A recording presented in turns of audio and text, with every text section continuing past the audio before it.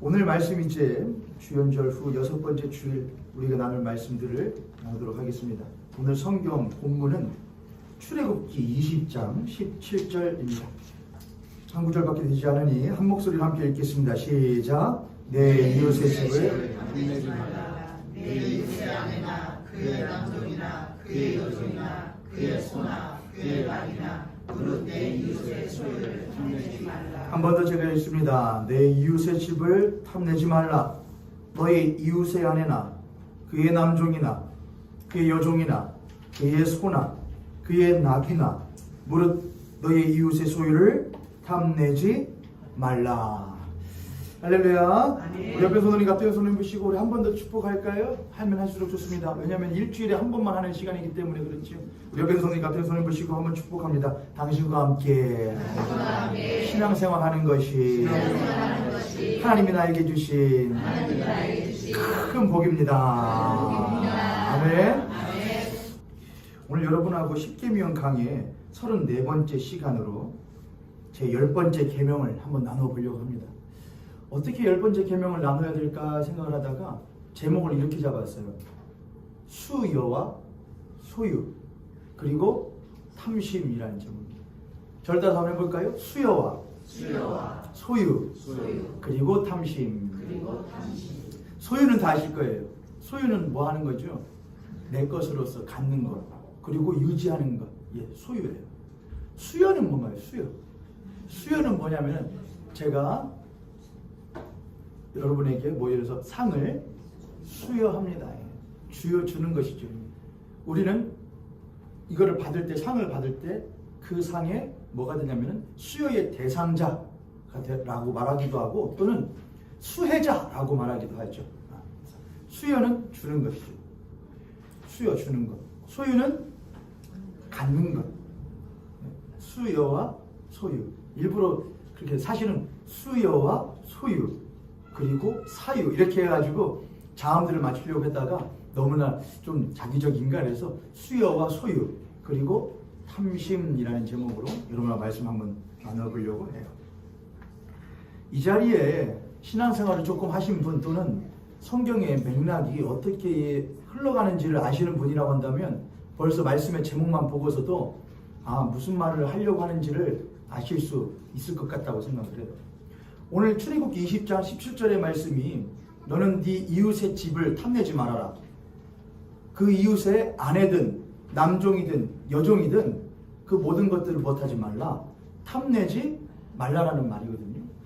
근데 이 말하고 수여와 소유는 무슨 의미가 있을까?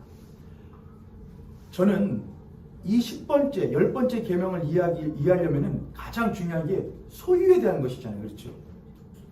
너는 타인의 소유를 탐내지 말라는 것이죠. 타인의 소유를 탐내지 말라. 그럼 타인의 소유도 있다면은 그 타인도 나의 소유를 탐내어서는 안 된다는 말이잖아요. 그다음 중요한 전제가 있습니다. 소유라는 전제가 있죠.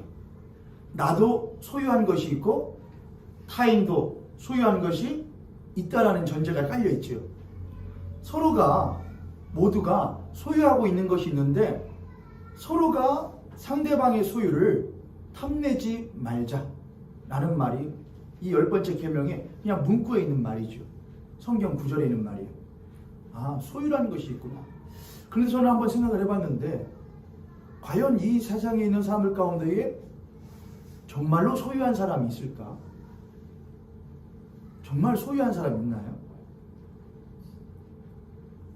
우리는 대부분 소유한 것이 아니고 증여받습니다. 그렇죠. 불법으로 증여받는 것도 있고요. 좋은 의미로 증여받는 것도 있죠. 이 자리에 계시는 여러분들 가운데에 부모님으로부터 증여받지 않은 자식된 자들이 있는가요? 한 명은 없습니다. 모든 자식들은 부모로부터 일정 부분 증여받아서 사회생활을 시작을 하게 되죠. 어떤 이들 가운데는 법원은 아니라고 하지만 퇴직하고 30 초반의 나이에 대리로 퇴직을 했지만 50억을 퇴직금으로 받는 사람도 대한민국에는 있습니다. 그래서 요즘에는 그런 말이 유행한데요. 아들아, 미안하다. 무슨 말인지 아셔요? 제가 지금 누구 얘기하는지 아셔요, 여러분? 아들아, 미안하다. 난 너한테 이렇게 50억을 퇴직금으로 받을 수 있게 해줄 수 있는 아버지가 아니다. 뭐 이런 말도 요즘에 돌죠. 그 자식은 있습니다. 여러분 다 아시는 그 자식은 고급 외제차를 타고 다니면서 호화스러운 생활을 즐기지만 그건 그 사람의 소유가 아니고 누구 덕에? 부정한 아버지 덕에 불법으로 증여받아 사는 삶이죠. 그렇죠? 이 자리에 모두가 여러분 그렇죠. 부모로부터 또한 여러분도 부모 되신 여러분께서도 여러분의 자녀들에게 일정 부분 무엇해 줄 수 있기를 내가 할 수만 있다면 내 자식이 조금 더 이 땅에서의 삶을 조금이나마 너무나 비나지는 않게 살 수 있도록 돕기를 원하여 증여해 주기를 원하실 거예요. 어떤 분들은 그러신 분들 계실 거예요. 나는 내 부모 덕본 거 하나도 없어요. 난 처음부터 못한 거예요. 난 처음부터 밑바닥에서부터 내 스스로 일구어낸 삶이에요 라고 말할 테지만 그조차도 무언은 있었던 거 아닙니까? 밑바닥은 있었던 거 아닙니까? 밑바닥조차 없었다면 그 사람이 밑바닥 치고 올라올 수 있었을까요? 아니잖아요. 제 말이 틀려요, 맞아요? 가만 생각해보니 너무나 맞는 말이잖아요. 나는 내 스스로 삶을 읽었어. 아니지. 난 밑바닥에서부터 시작했어. 아니지. 그 밑바닥조차 없었으면 네가 어떻게 올라와? 밑바닥은 있었다는 거잖아요. 어느 정도의 요건이 있었다는 거잖아요. 내가 가진 지식, 내가 가진 능력, 내가 가지는 성품, 성향, 그 모든 것들도 비록 비루하고 또는 못된 부모라고 할지라도 그 부모가 너희들에게 물려주지 않았다면, 증여하지 않았다면 그가 어떻게 그거를 발휘하여 사용할 수가 있는가요? 그러니까 무슨 말이냐? 이 땅에 있는 모든 인간들은 가지긴 가졌는데 무엇을 가진 자들은 아니냐? 원천을 가진 자는 절대로 아니라는 거예요. 모두 다 뭘 가진 것이냐? 2차적인 것을 가진, 2차적인 소산을 가진 사람들이지, 증여받은 사람들이지, 스스로가 그것을 생산한 원천의 생산자들은 절대로 아니란 말이죠. 이것은 굳이 성경에 대하여 말하지 않아도 우리들 모두가 이해할 수 있는 말이지 않습니까? 이 땅에 있는 모든 사람들은 처음부터 가지고 태어난 사람들은 없다. 그가 소유한 것은 부모로부터 또는 땅으로부터 증여받아 그 받은 것을 가지고 어떤 이들은 열심히, 어떤 이들은 게으르게 노력하여 결과가 틀릴 뿐이지 모든 이들은 전부 다 증여받아서 가지고 있는 사람들이다라고 하는 것이 우리들이 이해할 수 있는 말이죠. 여러분 동의하십니까? 자, 근데 성경은 그거에 대해서 정확하게 말을 해요. 성경은 그렇다. 인간이라는 존재는 원천의 소유자가 절대로 될 수 없다. 인간은 증여받은 존재다 라는 말을 해요. 오늘은 제가 칠판을 좀 써야 될 것 같아요. 성삼위 하나님이 계시는데 성경은 성삼위 하나님이 계신다. 그 성삼위 하나님은 무엇이시냐? 그분은 근원자이시다. 그분은 원천이시다 라고 하시죠. 그분은 자존자시다. 스스로 계시는 분이시다 라고 말을 하죠.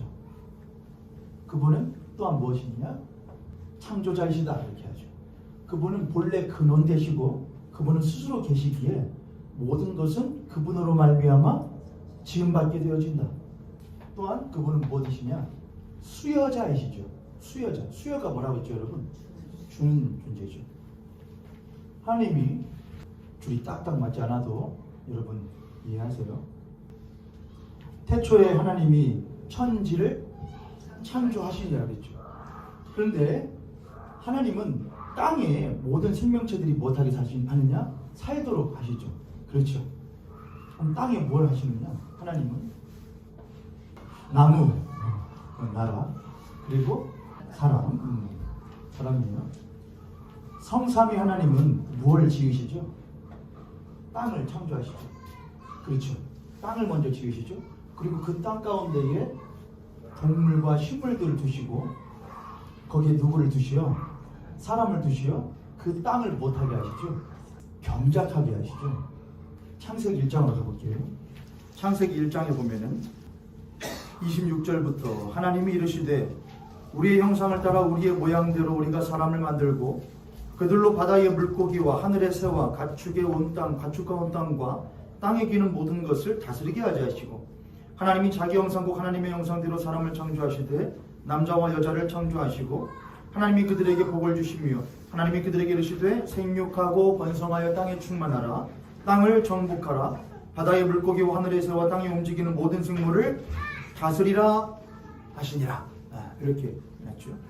29절 하나님이 이르시되 내가 온 지면에 씨 맺는 모든 채소와 씨 가진 열매 맺는 모든 나무를 너희에게 주노니 너희의 먹을 거리가 되리라. 2장으로 넘어가면 에덴 동산의 창설에 대한 이야기가 2장 초반부터 나오는데 15절이에요. 여호와 하나님이 그 사람을 이끌어 에덴 동산에 두어. 에덴 동산이라는 것은 바다예요, 하늘이에요, 땅이에요? 땅이죠. 에덴 동산에 누구를 두어? 사람을 두어 그 땅을 경작하며 지키게 하시고 이렇게 써요. 그러니까 성삼위 하나님께서는 근원자이시고 자존자이시고 또한 창조자이시고 수여자이셔요. 근데 하나님이 수여하시는데 땅을 만드시고 땅에다가 수여하시죠. 땅에다가 수여하시는 것은 하나님의 그걸 뭐라 하냐? 복이라고 그래요. 히브리어로 바라크라고 하죠. 하나님이 땅에다가 복을 주신다. 복을 주신다. 근데 그것은 바라크라고 그래요. 바라크는 뭐냐면은 그냥 하나님이 일방적으로 주는 것이 아니고 그 하나님이 땅과의 관계를 갖고 계신다는 것이 바라크예요.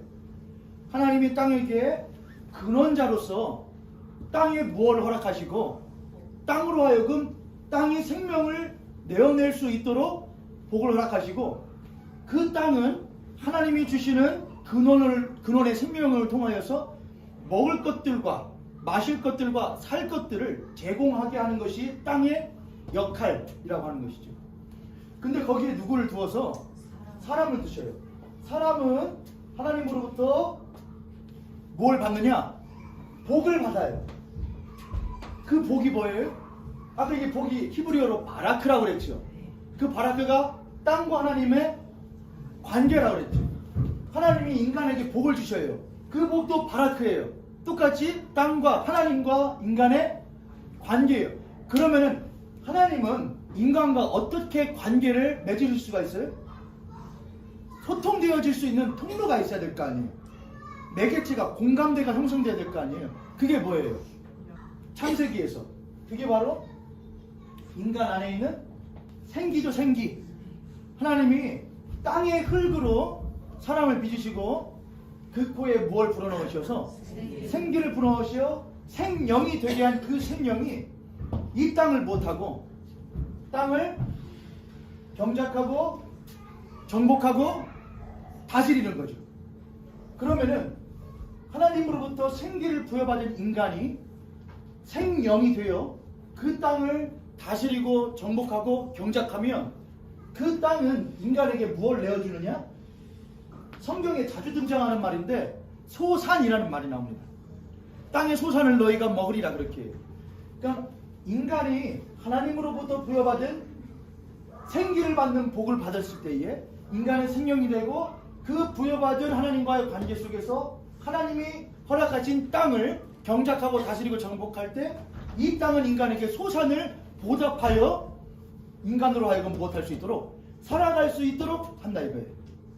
이해되셨죠 여러분? 하나님은 땅에 복을 주시고 땅은 하나님에게 또한 무엇하냐? 반응을 하죠. 그게 뭐예요? 하나님이 허락하신 땅이 인간으로 하여금 아름답게 경작되어질 때에 이 땅은 하나님께 하나님이 창조하신 거룩한 피조물을 무엇하게 함으로써 윤택하고 복되게 함으로써 이 인간이 하나님을 무엇할 수 있도록 올바르게 섬길 수 있도록 만들게 함으로써 무엇하느냐? 하나님께 다시금 무엇하는 거죠? 받은 복을 돌려 드리는 거죠. 이해가 되셨어요 여러분? 이게 구조가 있단 말이죠. 하나님을 뭐라고 그러냐? 근원자이시고 자존자이시고 창조자이신데 그분은 무엇 하시는 분이다?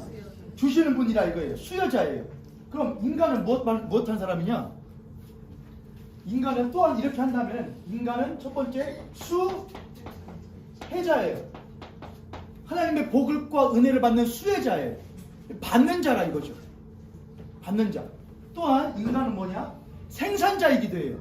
하나님은 근원자이시기 때문에 원천적인 것을, 근원적인 것을 생산해요. 인간은 그렇게 할 수 있어요, 없어요? 인간은 절대로 못해요. 인간은 2차 생산만 할 수 있어요. 주어진 것을 가지고 생산하는 것이지 원천적인 것을 생산할 수가 없단 말이에요. 인간은 물을 만들 수 없고 흙을 만들어낼 수 없고 공기를 만들어낼 수 없어요. 다만 주어진 것들 안에서 만드는 자예요. 그래서 이 사람은 2차 생산자라고 해요. 2차 생산자. 또한 이 인간은 하나님께서 이 인간에게 또 다른 뭘 주시어서 또 다른 인간을 주셔요. 성경은 이걸 보고 뭐라고 하죠? 배필이라고 그래요. 하나님은 인간에게 인간을 주시어 이 인간이 땅의 소산을 무엇하였을 때에 받았을 때에 이 소산을 옆에 있는 인간과 무엇하여 서로 통용하여 서로가 무엇하게끔 서로가 생존하고 상호 공존할 수 있도록 만들어 놓으셨죠. 다시 성삼위 하나님께서는 근원자이시며 자존자이신데 창조자로서 복을 수여하신다. 인간에게 복을 수여하신다. 인간은 받은 복을 하나님이 허락하여 주신 땅에 다스리고 정복하고 경작하게 함으로써 하나님의 주신 복 안에서 하나님의 뜻을 땅 가운데 펼쳐낸다. 하나님의 아름다운 뜻을 펼쳐냈을 때에 땅은 하나님이 허락하여 주신 복대로 하나님이 창조한 인간에게 무엇한다? 소산을 내어준다. 인간은 그 받은 소산을 자기만 윤택하게 하는 것이 아니고 하나님이 지어놓으신 또 다른 배필로서의 이웃을 무엇하게 함으로써 살림으로써 서로 생존하고 공존하고 상존하게끔 만든다. 상생하게 하는 것이다. 그게 하나님이 허락하신 창조의 질서였다는 것이죠. 그래서 인간은 수혜자인 동시에 2차 생산자이고 또한 무엇이냐? 유통자예요. 유통자. 이해되셨죠, 여러분? 저는 이거를 생각하다가 야, 너무 잘 생각했다 저는 생각을 했어요. 수여와 소유 그리고 탐심. 너 너희 이웃의 집 아내, 남종, 여종 아무것도 탐내지 마. 그렇게 살아가는 사람들 있을 수도 있지요. 그런데 제가 누누이 말씀드리지만 성경은 윤리와 도덕에 대한 말을만 하는 것이 절대로 아니에요. 성경은 하나님과 우리에 대하여 말을 해요. 그럼 너는 하나님 앞에 누구냐 이것이죠. 너는 하나님 앞에 절대로 원천의 근원자가 될 수 없다. 네가 비록 밑바닥의 인생이라고 할지라도 그 밑바닥조차 하나님께서 꺼지지 않게 만드시는 것은 누구의 역할이셨느냐? 하나님의 역할이셨다 이거예요. 밑바닥은 있지 않냐? 제가 너무나 쉽게 여러분의 인생의 밑바닥에 대해서 말하는 것은 아닙니다. 그러나 밑바닥은 있지 않냐?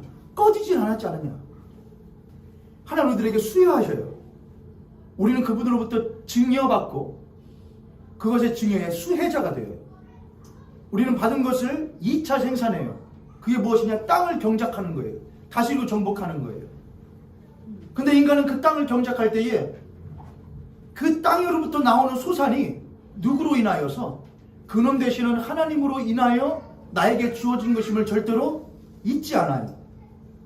만약 인간이 하나님으로부터 오는 이 복, 이게 뭐라고 했죠? 생기잖아요. 생기를 잃어버리게 되면 하나님과의 교통이 없게 되죠. 그럼 인간은 무엇하고만 교통을 하게 될까요? 이것이 없어지면 인간은 누구하고만 교통하게 돼요? 뭐는 남아있잖아요.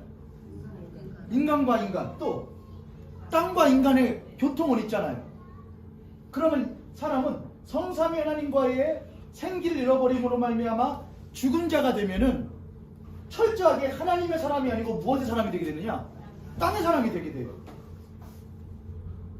그래서 바울 서신과 같은 성경을 계속 보게 되면은 너희들은 땅의 지체를 죽여라. 땅의 지체를 죽여라. 골로새서 3장 보실래요? 골로새서 3장 5절 보세요.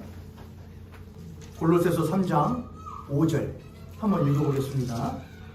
3장 5절 시작. 그러므로 땅에 있는 지체를 죽이라. 곧 나와 저저와 당신은 두 사람 숭배니라. 다시 한번 읽어보세요. 제가 지금 설명드린 것을 이해하시면은 여러분이 그 골로새 3장 5절을 읽으면은 아하 무슨 말인지 금방 아셔요. 시작. 땅의 지체를 곧 음란과 부정과 사욕과 악한 정욕과 탐심이니 당신은 두 사람 숭배니라. 그렇죠. 그러면 우리들이 금방 이해할 수가 있어요. 여러분 단순히 10계명의 10번째 계명을 탐심에 대한 이야기로만 그럼 인간 안에 있는 탐심 그럼 요거 어디서 나오냐 이거예요. 왜 나오냐 이거예요. 그럼 다시 창세기로 가야 된다 이거예요. 창세기에는 인간은 처음에 탐심을 부릴 수 있는 존재가 아니었어요. 왜 그렇습니까? 인간은 탐심을 부릴 수 있는 자격이 없어요. 왜요? 모든 것은 누구로부터 받는 것이기에?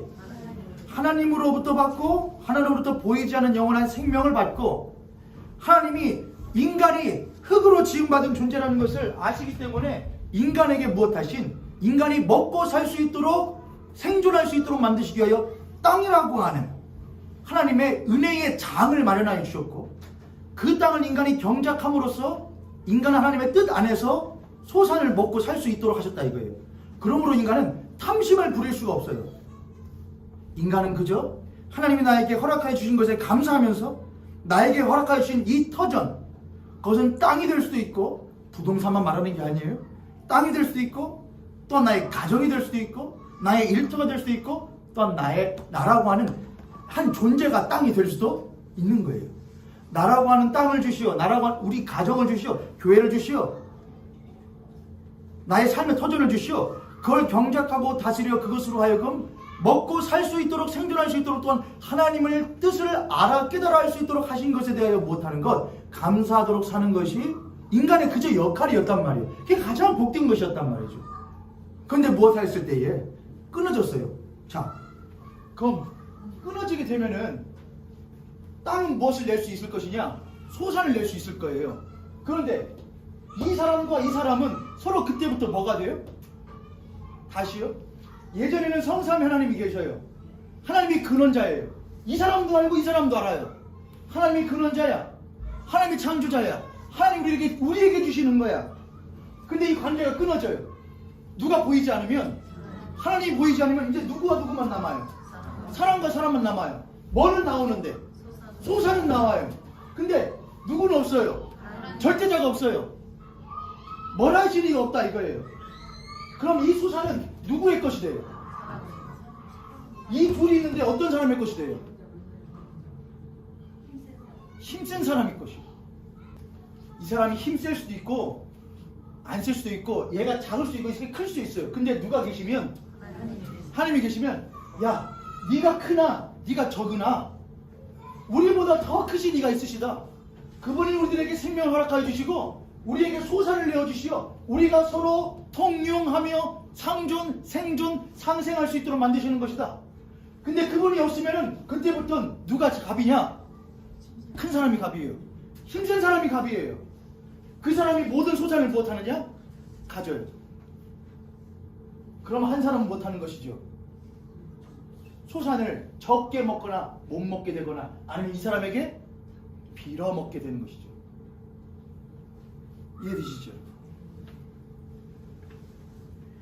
이스라엘 백성들은 400년 동안 출애굽하기 이전에 이집트에서 철저하게 이 피라미드 계층 구조 속에서 살아가요. 가장 피라미드 첨탑에 누가 앉아있고 바로 왕이 앉아있고 이스라엘 사람들은 맨 밑바닥에 깔려있는 거예요. 밑바닥이에요.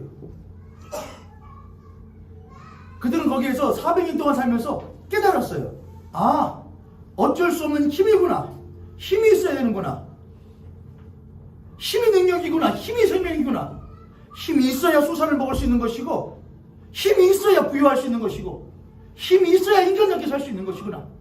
400년 동안 이스라엘 백성들은 거기에 쪄들어 살았어요. 그리고 출애굽을 했어요. 이스라엘 백성들에게 말해요. 집이 있어요. 이스라엘 백성들이 지금 출애굽해서 2달밖에 안 지났어요. 광야에 있다고요. 근데 10번째 계명은 뭐예요? 야, 네 집이나 이스라엘 백성들 집이 있어요? 없어요. 그냥 천막 지고 가자 하면 또 가고 가자 하면 또 가고 나그네란 말이에요. 집 없어요. 땅도 없어요. 그들은 광야에서 나그네 삶을 살고 있단 말이에요. 그런데 10번째 계명은 너의 집이나 너의 아내나 남종이나 여종이나 땅이나 못하지 말아라. 탐낼 게 뭐가 있어요? 가진 것이 없는데 10번째 계명을 받고 있던 이스라엘 백성들에게는 가진 것이 없어요. 그러면 하나님 뭘 말하시는 거예요? 야, 너희들 가진 것은 없지. 그런데 너희들의 머릿속에는 하나를 알지. 언젠가 우리들이 이 광야 생활을 끝나고 뭘 하면은 약속하신 땅에 들어가면 그 땅에서 우리들에게 뭘 하여 주실 것이고, 땅을 주시면 내 땅이 생기지. 내 땅. 그럼 그 땅에 들어가게 되면은 그때부터 그 땅은 뭐가 되느냐? 나라가 되죠. 땅이 있고 사람이 있으면 나라가, 법이 있으면 나라가 되는 거잖아요. 그럼 그 나라에서 무엇대로 살아갈까요? 옛말에 이런 유명한 격언이 있습니다. 먼 버릇은 개버릇 나무 준다는 말이 있습니다. 이스라엘 백성들 몇 년을 했다고요? 400년 동안 했다니까요. 이스라엘 백성들의 머릿속에는 하나님이 여기에는 들어와 있을지 모르겠는데 여기에는 무엇이에요? 여긴 이집트예요. 여기에는 하나님의 나라인데 여기는 이집트 나라란 말이에요. 그러면 광야를 끝내고 약속한 땅에 들어간다. 그럼 땅을 얻었다. 그러면은 여기에 있는 하나님의 나라로서의 땅을 살아가길 원하고 땅을 일구 가길 원할까요? 아니면 여기에 있는 땅, 이집트를 다시 한번 그 땅에서 만들곤 할까요? 그렇죠. 이집트에서 배운 거 있단 말이에요. 야, 옆에 너 못 믿는 거야. 나눠줘? 야, 뭘 믿고? 나 살기도 바쁜 거야. 통용해? 상생해? 말이 상생이지. 세상은 절대 그렇잖아. 맞아요. 세상은 절대 그렇잖아요. 그래서 하나님은 새로운 세상을 열 수 있는 새 사람을 만드시는 거예요. 그리고 새 땅을 주시는 거예요. 새 땅, 새 사람, 새 영. 이것이 끊어졌던 삶은 서로가 경쟁하면서 내가 살려면 누구를 죽여야, 그를 죽여야 사는 것이 이 땅의 삶이에요. 근데 다시 하나님이 그들에게 무엇을 주셔요? 에스겔서에 있는 것처럼 하나님께 다시 그들에게 생기를 부어주셔요. 그게 성령이에요. 누구를 통하여? 예수를 통하여 성령을 부으실 때에 우리는 새 사람이 되는 거예요. 그럼 하나님과의 관계가 못하는 것이죠. 다시 회복되는 거예요. 우리는 수요를 받은 수혜자가 되는 거예요. 그런데 우리는 2차 생산자가 되는 거예요. 이전에는 이것을, 땅의 소산을 누구를 위하여? 나를 위하여, 나를 획득하기 위한 땅의 소산을 일구는 경작이고 다스리고 정복이었는데, 이젠 누구를 위한? 이웃을 위한 것인 거예요. 땅을 살리기 위한 거예요. 누구만 할 수 있는 거냐? 하나님과의 관계가 회복된 새 사람만 할 수 있는 거예요. 그게 그리스도인인 거예요. 그리스도인은 바로 그런 사람인 거예요. 교회는 그런 그리스도인들의 모임인 것이죠. 할렐루야. 아멘. 저 스스로 기가 막혔다 내가. 그래 맞아. 그래 맞아. 교회는 하나님의 에클레시아라고 그래요. 헬라어로. 에클레시아는 부름받은 자들이라는 말이에요. 세상으로부터 불러냄 받은 자들이에요. 그리고 성령을 받아 그리스도인이 되었어요. 이 안에 예수 그리스도가 계셔요. 근데 우리는 세상과 늘 가깝게 살면서 머리는 누구라고요? 머리는 세상이란 말이에요. 예수 그리스도를 믿는다고 신앙의 고백은 해요. 기도는 해요. 외롭고 슬프고 아프고 힘들 때 주님 어떻게 말은 해요. 근데 실제 삶의 방식은 뭐예요? 이집트란 말이에요. 세상이란 말이에요. 누구와의 관계를 추구하지 않고 하나님과의 관계를 추구하지 않아요. 왜요? 하나님의 관계를 이어놓으면 하나님 뭐라고 하시거든요. 야, 너는 수여자가 아니고 수혜자다. 네가 소유한 것이 어딨냐? 모든 것이 나로부터 온 것이고 모든 것이 나로 인하여 네가 살고 있는 것 아니냐? 너는 나의 은혜 가운데 살아가고 있는 자 아니냐? 너는 수여자가 아니고 수혜자다. 넌 소유자가 아니고 유통자다. 유통자. 너를 거쳐 너는 복의 통로가 되는 것이고 더 나아가 복의 뭐가 되는 것이다. 근원이 되는 것이죠. 너는 복의 통로가 될지라 더 나아가 너는 복의 뭐가 될지라 근원이 되는 것이죠. 왜 어떻게 복의 근원이 돼요 우리가요? 복의 근원 강림하사. 누구 안에? 복의 근원이 강림하실 때에 우리는 복의 근원이 돼요. 내 옆에 있는 이웃들에게 내가 가지고 있는 물질을 통용하고 유통시키는 동시에 복의 근원 되시는 생명의 예수 그리스도를 유통할 수 있는 복의 근원이 되는 것이죠. 할렐루야. 탐심 중요해요, 여러분. 탐심 내지 마세요. 탐심 내지 마세요. 그 전에 내가 본래 가진 것이 없는 자라고 하는 것을 깨닫는 것이 더욱더 중요해요. 하나님은 창조자이시자 수요자로서 우리를 창조하시고 우리를 지명하여 부르시고 또한 우리들에게 거룩한 직분을 부여해 주시고 또한 우리들에게 그 보답으로서 소산을 수여해 주셔요. 은혜를. 땅은 하나님의 수여가 이루어지는 은혜의 장이에요. 그러므로 인간은 그 땅을 바라볼 때에 누구를 바라볼 수 있어야 되느냐? 하나님을 바라볼 수 있어야 돼요. 하나님이 태초에 하나님이 뭐를 창조하시니라?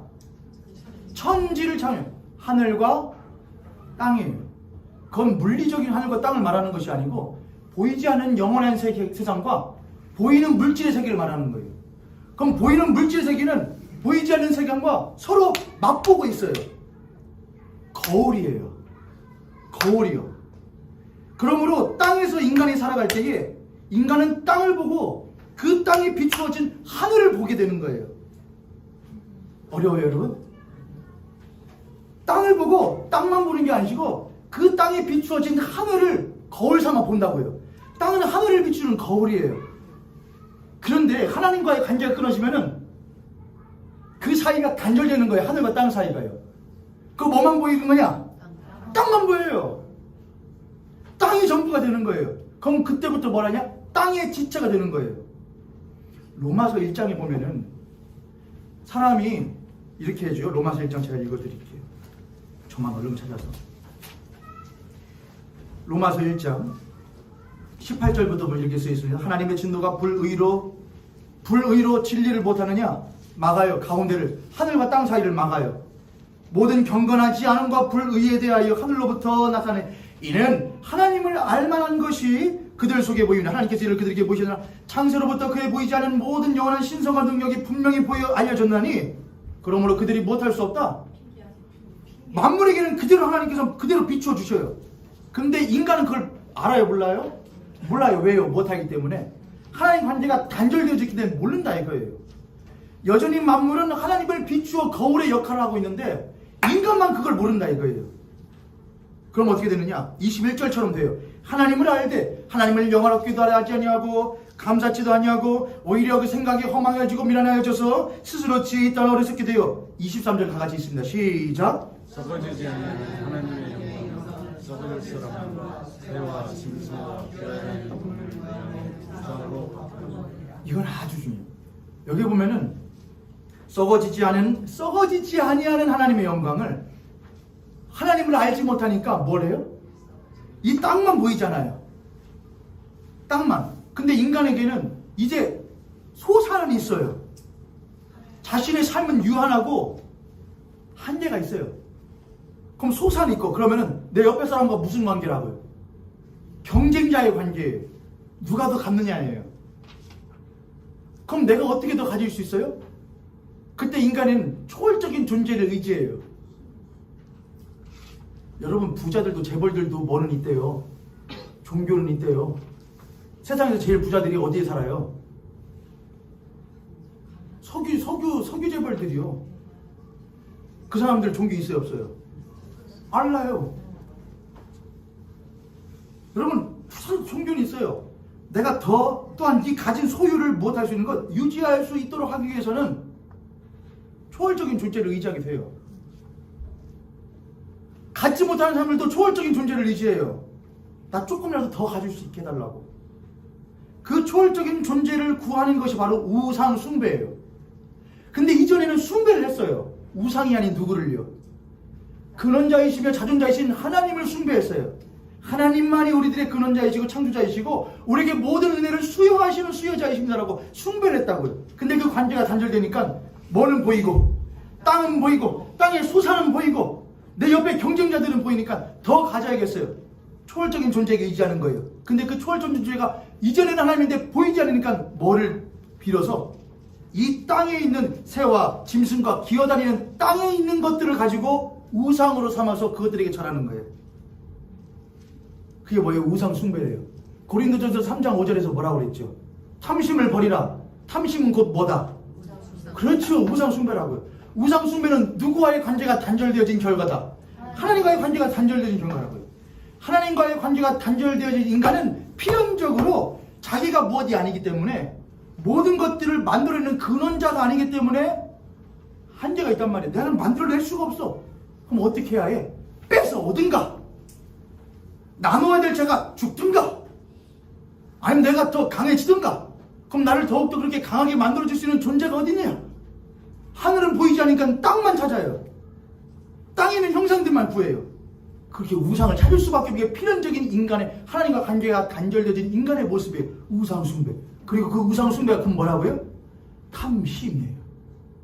더 나를 살고 더 나를 죽지 않도록 할 수 있는 것이 무엇이 있겠느냐라고 하는 것이 바로 그 탐심이에요. 그것을 못해라, 버리라고 하는 것이에요. 10계명의 그 10번째 계명은 야, 모든 것들을 탐하지 말아라. 그러나 그 탐하지 말라는 것을 알려면은 내가 먼저 소유자가 아니라는 것을 알아야 되고, 모든 것의 근원과 창조자가 하나님뿐이라는 것을 인간은 못 해야 되냐? 알아요. 그러나 그것을 깨달아 아는 사람은 많지가 않아요. 누구만 1차적으로는 하나님의 성령이 강림한 사람이에요. 여기는 모든 분들이 그래요. 2차적으로는 하나님의 성령은 강림했는데 머리로는 강림되지 않은 사람들이 있어요. 머리로 강림되지 않으면 삶으로 일어나지 않아요. 그리고는 성령이 충만한 사람이에요. 성령이 강림하시는 것과 성령이 충만한 것은 달라요. 이 자리에 계신 여러분 성도님 가운데에도 맞아, 이거 알겠어. 성삼위 하나님이 나에게 복을 주셔요. 그래서 내 옆에 있는 이웃과 서로 못하게 하셔. 서로 나누게 하셔. 서로 융통하게 하셔. 알긴 알아요. 왜요? 성령이 우리 안에 오셨으니까. 성령이 우리 안에 오시면은 그렇게 말씀하셔요. 나눠야 해. 경쟁자가 아니라 이웃이야. 함께 사는 거야. 남의 것을 소유를 탐내지 말 뿐만 아니라 그를 도와야 해. 너의 소유를 내어줘야 해. 그러나 그것은 이게 안 돼요. 무엇이 없이는, 성령의 충만함이 없이는 안 되는 거예요. 그 역사가 언제 일어나죠? 성령이 강림했는데 성령이 충만해가지고 서로 상호 융통하던 역사가 언제 일어나요? 그렇죠. 마가의 다락방 오순절날 성령 강림 사건이 있을 때 일어나는 거예요. 두려워 떨고서 문을 걸어 잠그고 있던 이들이, 그건 뭐야? 내 소유, 내 신앙, 문을 벅커 열어버리고서는 사람들에게 하나님의 생명을 전하는 거예요. 복의 근원이 되어버리는 것이죠. 그들에게 자신의 물심을 서로 융통하는 거예요. 서로 살리는 거예요. 성령 충만 없이는 안 돼요. 10계명은 10번째 계명의 마지막 계명이자 대미의 장식을 이루는 거예요. 그리스도는 어떻게 살 것이냐? 너희는 땅에 속하여 땅의 지체 가운데서 땅의 버러지들만 바라보고 살아가는 버러지들이 될 것이냐?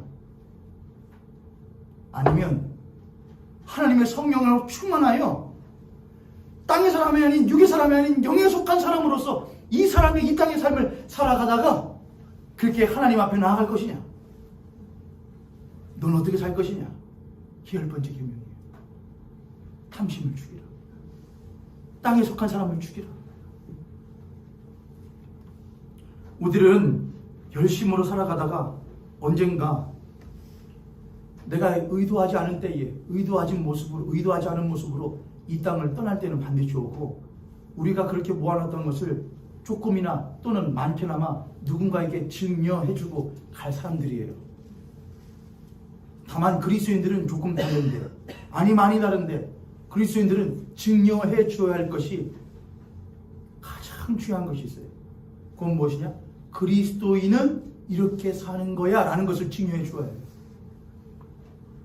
수여해 줘야 해요. 하나님 우리에게 수여해 주신 것을 이제 우리가 받았으니까 우리가 그들에게 수여를 해줘야 돼요. 그건 뭐냐? 우리의 삶이에요.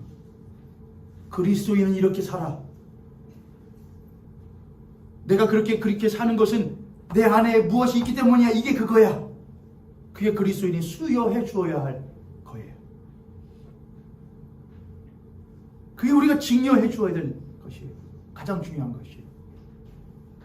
여러분은 증여해 줄 것들이 있으십니까?